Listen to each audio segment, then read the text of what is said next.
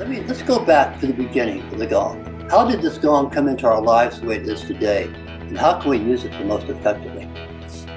So let's go back through the ages. Where did gongs come from? I'm not going to spend a lot of time on history, but I want to tell you how gongs were originally used and how they evolved over time to get in this new world of sound healing and energy work and transformation, which is a somewhat recent but also very ancient practice of the gong. So primarily, when you think of the gongs, what were the first gongs used? What were they used for? Primarily for rituals, for ceremonies, for initiations, and life transitions. You know, the gong itself has such a powerful voice that it kind of opened up the whole space for someone. It's like almost like the voice of God when the gong was struck. So it's much like, let the ritual begin. Here's our sacred ceremony. You are going through a time in your life of initiation. You know, you're coming into priesthood or adulthood or whatever it may be. Or maybe you're transitioning. Maybe this is like on your way out, this is the life that's ending. The gong helps you transition to the next realm. So this was such a powerful use of the gong in this very high level way of ceremony and ritual.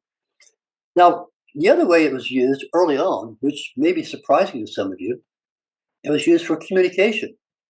It was used a lot in some of the Tibetan monasteries to communicate with the other monks on the other monasteries. Even a mountain away, they would play the gong to share and to give messages.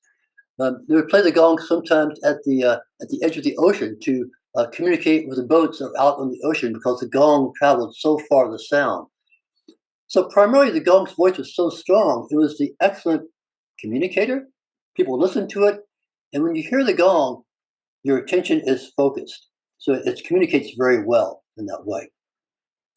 Now, obviously, another way the gong playing evolved was when it started being used in religious ceremonies, spiritual purposes, using it in the temples, because it seems like that sound of the gong was the closest sound we could get to that universal cosmic sound that was common to all human experience.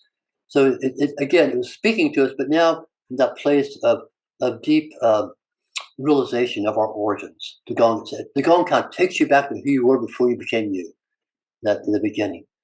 Now, over time, it evolved again, and people started to play the gong for musical reasons, particularly in China and the Chinese operas.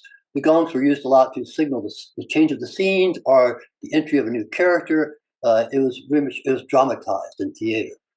In the Western world, the musicians started to bring the composers started to bring the gong into their realm in about the 18th and 19th centuries. So the Western people started to hear the gong as part of symphonic compositions in that way. So for music, and then of course later, for those of you who are in the 60s and 70s, the gong came in with a lot of the rock and roll bands at the time.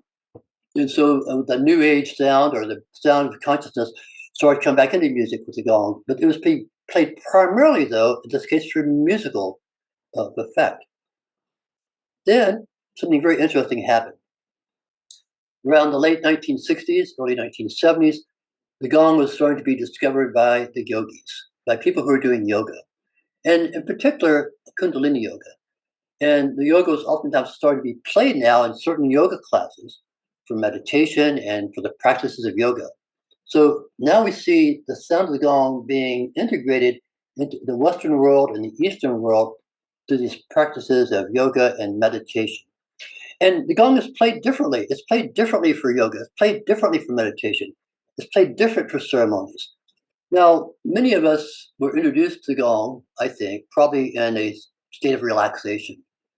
You go to a sound healing event, or maybe a yoga class, maybe a festival, and all of a sudden people are just lying down and someone's playing a gong or playing lots of gongs. And at the end of that, we go, wow, I just feel so transformed, but I feel super relaxed. So the gong was now being played to create a deep sense of relaxation by readjusting the nervous system. And for many people today, really in our world, they think of the gong, as they've heard it, is mostly in that context of relaxation. Now, when we get into the sound healing work with the gong, now we're starting to take it to a different level. Now we're having an intentionality of playing the gong, not just to relax people, or when you're doing a meditation, but how do you play the gong in a way to create healing in all levels? How do you play it differently for that purpose?